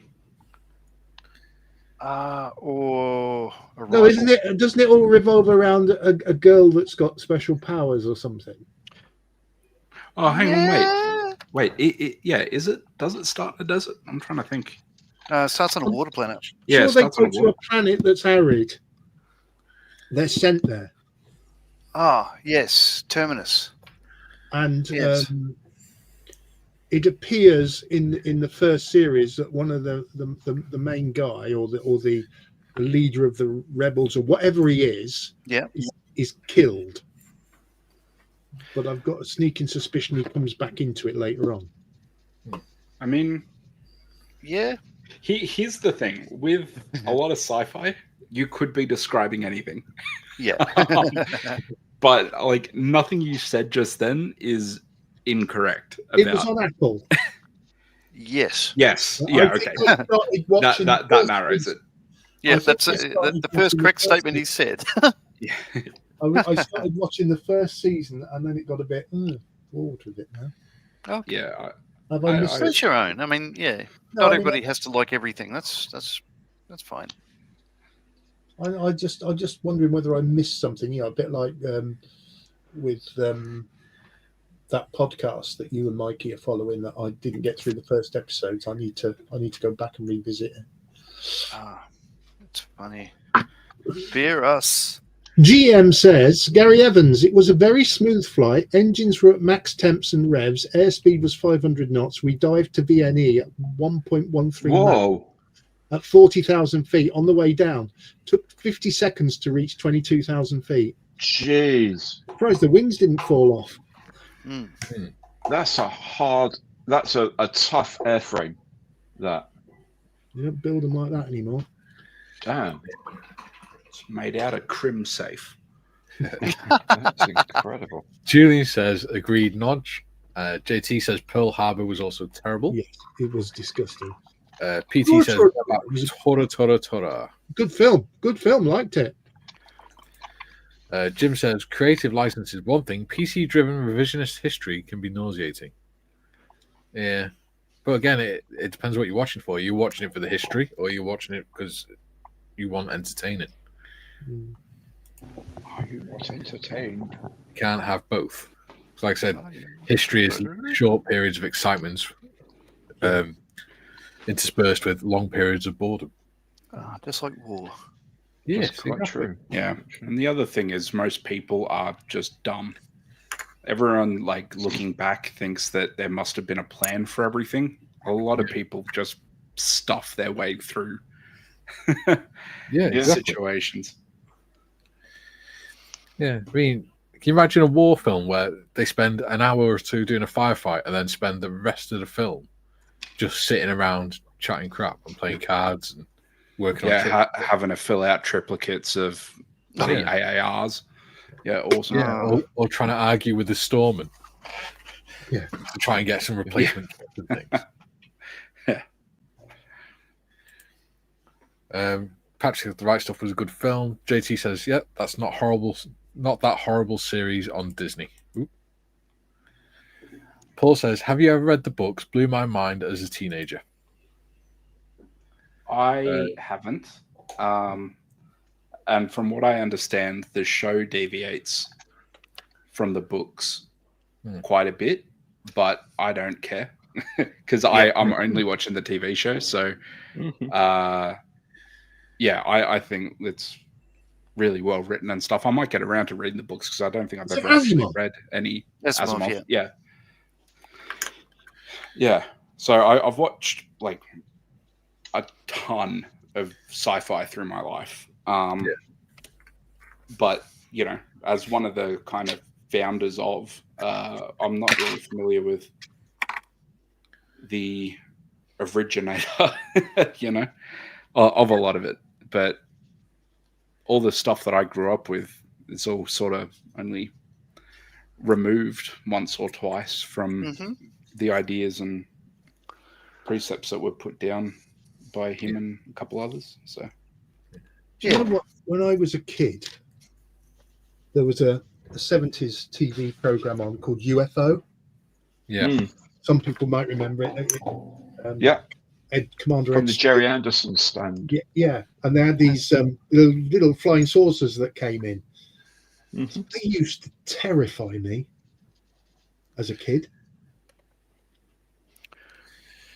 One that used to terrify me sometimes was X-Files when I was a kid.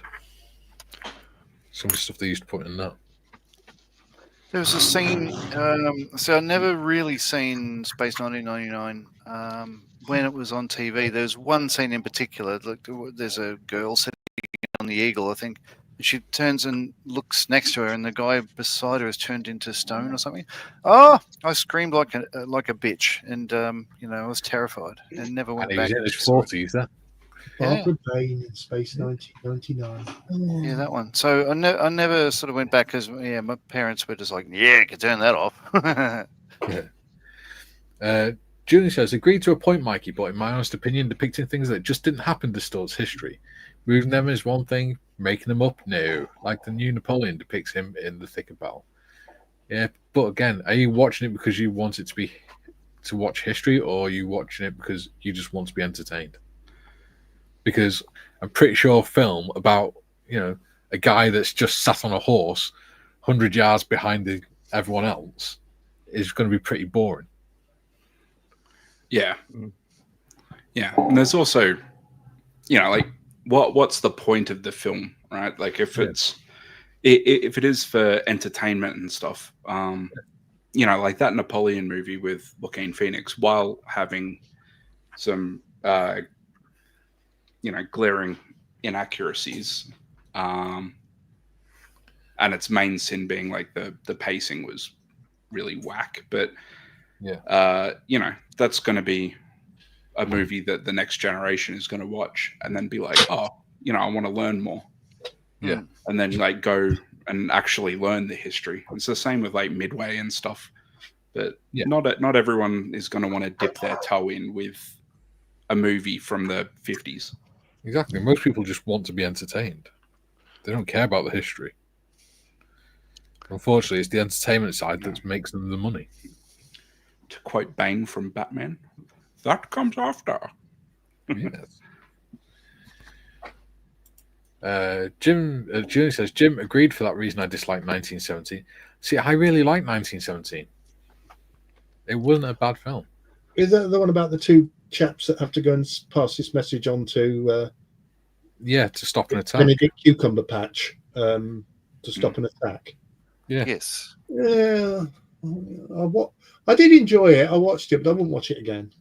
Yeah, same. I felt it was a bit pretentious, like trying to do the one-shot thing, but it was not done in one shot. So why pretend it was, sort of thing? Like, Whereas Kubrick does it properly. These guys just seem to be emulating.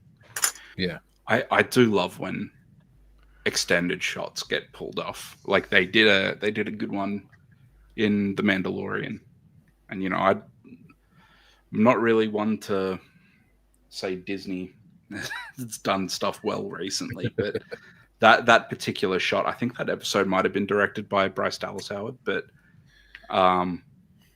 there was a really good extended shot, and it was really clever with how they moved through rooms and stuff. Yeah. No, what they've done on Mandalorian, I think, is some of the best television ever. PT says they touched that sucks. Foundation, that is. Bob says Tora, now queued up to play it after stream. Wilf says, doesn't Jarhead try to capture the boredom of war? It does. And I think they actually did a pretty good job of it, to be fair. Especially with depicting the stupid crap that soldiers get up to when they're bored. Yeah, there was, like, some of my mates were like, what's the point of that movie? Nothing happens. And I'm like, that's the fucking point of the movie. Yeah. War isn't glamorous. It's boring. Most exciting thing, we used to get excited because we'd go down to the NAFI and have a milkshake on our days off and things. Or on a Tuesday, we'd go to the Subway at the other end of the camp.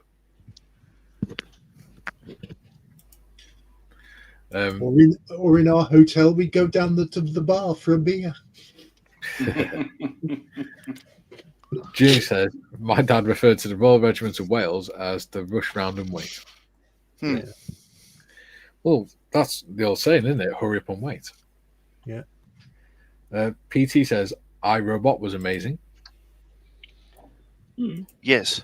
I enjoyed that. Pretty cool. That's how JT I feel with current, everyone moving towards EVs. With the whole, wait, this thing runs on gas. And he's like, yeah, gas explodes. JT says, didn't they modify the models from Space 1999 for V? I don't know. Oh, I wouldn't have a clue. V, God, that was a good series. I enjoyed that. Tell you what I did like, V for Vendetta. I haven't seen I love that film. I don't even know what that film is about. It's about the UK in about 5 years' time. Yeah, I was going to say the original or the reboot that you guys are living through. Yeah, I think that doesn't help me. Strength through unity, unity through strength. I shall have to Google it. It's a good film. It's a great film. Considering he's wearing a mask all the time, so there's no facial expressions or anything. The way he acts is brilliant. That stupid white mask thing. Yeah, the Guy Fawkes mask. Yeah, the Guy Fawkes thing. Yeah. It's written by the guy who wrote League of Extraordinary Gentlemen and Steve Pemberton. No. Was it a book or was it a graphic novel? It was a graphic novel. Story. A graphic novel. And what's it called? I don't know. The Watchmen. Yeah. Oh yes. And, Watchmen. I tried to watch that. That was crap. And From Hell. So he's one of the greatest graphic novel authors. He didn't draw them, but yeah, he's really good at concepts, I thought. I assume that the graphic novels were better than the film attempts. So the cast was the one who played V was Hugo Weaving. Hugo Weaving, yeah. And Evie Hammond in it was Natalie Portman. Yeah, Natalie Portman. No, I do like a bit of Natalie Portman. Yeah, and Stephen I Fry. knew that would get his interest. Now he wants to watch the film. Not interested in the story or anything. Natalie Portman. Wasn't she Amandala or whatever? Yes. Yeah, she's in Star Wars. Yeah. 27 people watching. Don't forget to lube and subscribe. Yeah. GM says, Gary E. We fitted a Series 2 wings with 6-foot wingtip extensions. The aircraft at MTOW will cruise at 48,000 feet at 0.92 Mach. Douglas Boeing issued certificates to confirm our max speed. Wow. Jesus. Takeoff weight. There we go. 48,000 feet at max takeoff. That's just insane. Will says, iRobot was one of my favorite movies to just put on when I can't think of anything else. Yeah. JT said, did the British have an airing of V, the final battle? I don't know. No. 2 weeks' time. That's next Sunday, yeah. That joke never gets old. Duke says, the movie Waterloo depicts Napoleon behind the whole army, and that was a great movie. Yeah, but the difference between that one and the new one is it's supposed to be, the camera's always close up to Napoleon, so it's following him through the campaign and stuff much more. Whereas The old one was the Battle of Waterloo is about the whole sort of battlefield and everything. Rod Steiger, Rod excellent. Steiger was a better Napoleon, that's for sure. Yeah. It's absolutely brilliant. I think my second favorite movie of all time is Zulu. Oh yeah, Sergeant Major, Zulu, sir, thousands of them. Men of Harlech. Yeah. thousands of them. What did he say? He said, "Fire at will." Oh, that's very nice of him. Who will? Hobby Time says, "Is watching you guys entertaining?" I don't know. Is it? I don't know. Probably not. I do wonder sometimes. GM says, "Gary E. Only damage we found was some scorched paint around base of tail fin. We did sense some vibration for a few seconds." Dear God. Well, that's just insane. Would that have been grand. squeaky bum time? Absolutely.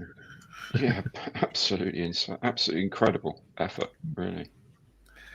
June says, "That's my concern, though, Tim and Mikey. Some viewers do watch historical movies and think they are what happened and don't read more on the reality. That's because they're idiots. And they don't know. Just not interested enough. Yeah. Just not interested."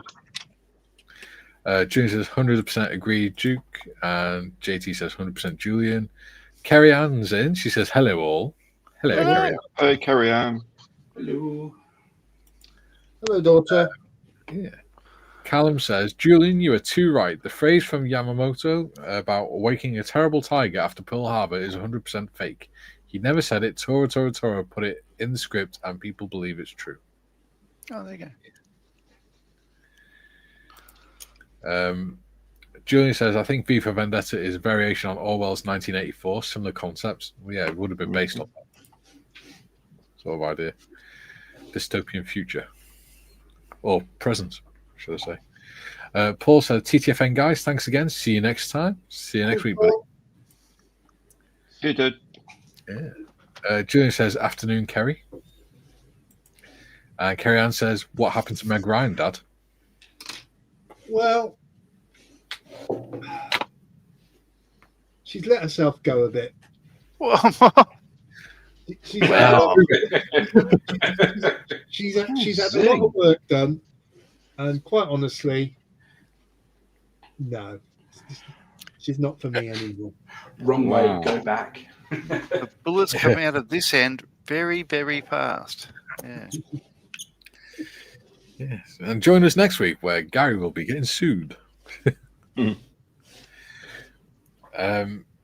says, "Yes, JT, be the final battle is repeated on cable quite often. Does people still have cable? Is that still a thing? I remember that when I was a kid." Meg Ryan in Top Gun was the only reason to watch Top Gun. How dare you? Top Gun's great. JT says there's a message there. It's very, very cheesy. Ben, shut up. You're cheesy. David says, "Afternoon, Kerry Ann." There we go. Finally caught the comments. Movie you're besmirching there. Who are you besmirching, Tim? I'm not besmirching anyone. Gary's besmirching my third favorite movie. Oh. All right. He's going to get me all wound up, all right? You're all going to meet Tylenol Tim. It's not good. Marion's favourite film is Top Gun. And I thought you were going to say Marion's favourite film is Tylenol. The second film is Cocktail, both of which have Tom Cruise in. And it's all to do with his smile. But I saw him in the last Mission Impossible at the weekend, and he's looking a bit rough around the edges now. Well, he is your age. Oi, you keep quiet in there. I love Tom Cruise. The voice from the craft room said, "So are you." Because my first favorite movie is The Last Samurai, and I'm not sorry about it. Now, I like that film because Billy Connolly's in it.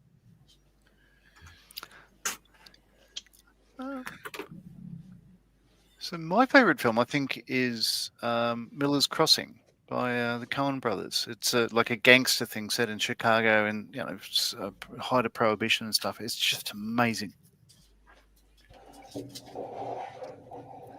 I have a favourite genre of film, but I don't really think I have a favourite film. Although I can recite the whole of the script from The Battle of Britain, A Bridge Too Far, The Guns of Navarone, and some of Where Eagles Dare. Jeez, forget Tylenol Tim. I'll have to start calling you Tylenol Gary.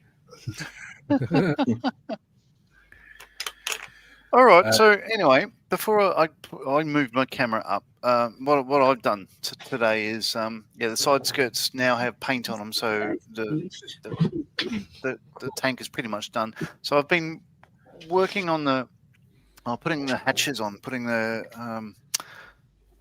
latches, photo etch, and yada yada yada. So they need to be painted, of course, and off white. And just I need to pick out the Pioneer tools and just paint the wood handles for the shovel and whatnot. But the tank is pretty much done now, apart from those little bits and pieces. So next week I'll move on to a base for it. Cool. Thank you. It's an awesome looking thing. I think, with these colours and everything else, it just really pops. Yeah. GM says Richard Branson challenged us to a race from Australia to England. We gave him a 2-hour head start. We passed him over Dubai and landed 2 hours before. Excellent. I'll just get through the comments first, Gary, and then we'll switch over to you. Otherwise, we're going to get too far behind again. Okay. Bob said, what really peeves me is a race swapping historical figures. Channel 4 did a black wife of Henry VIII. Doctor Who made Isaac Newton Indian. What? That doesn't even make sense. June says, laugh out loud, GM. JT says, thanks, guys, for another good stream. Carry on says, JT, don't forget to go on YouTube 4 Candles. Yeah. Carry on says, Dad, you can't comment on age. Jake's in. He says, hello, everyone. Hello, Jake. Hello, mate. How are you? Jake. JT says, Mission Impossible, getting my wife to go out with me again. We all know how that ended.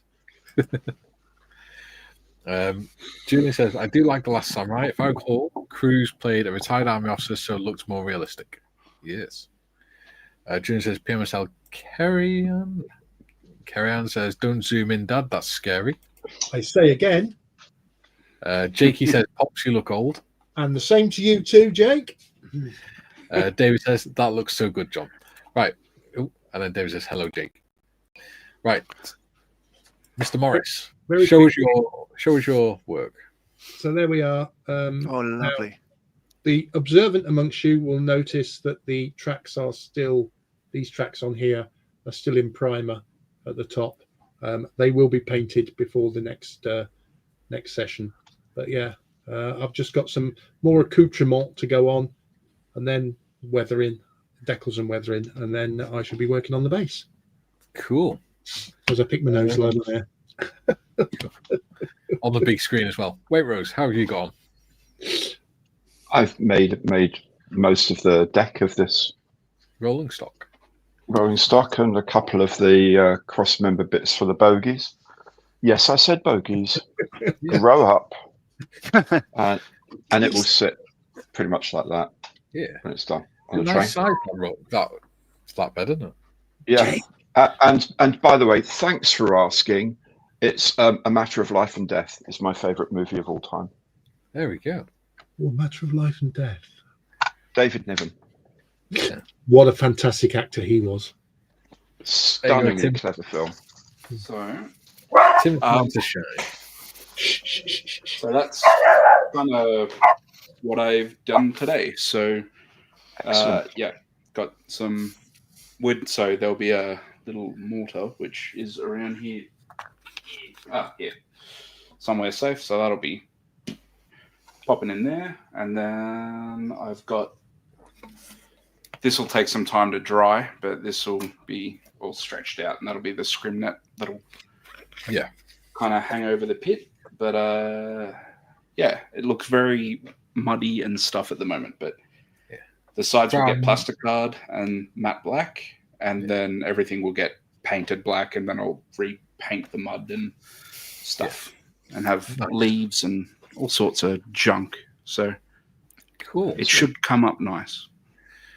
Yeah. If anyone watching that's not watched before, we don't normally operate in 8-bit, but it's Tim's internet. There we go. Right. Yeah, I don't know what that is. It's infuriating. Yeah. Right. We're at the 2-hour mark, everyone. Should be back Monday, hopefully. The panel. Yeah. Yeah. Working on the boats. Yeah. Ships. Yeah. Yeah. Yeah. We are indeed floaties. Yeah. Like Benji was having a major moan. And, you got the outro queued up, Mikey? Yes, I'm going to put it on stage now. So when I say go, I didn't do that. no, I have. I got a minute. I didn't do that. Right. When I say go, you ready? Right. You be quiet, everyone. Ready?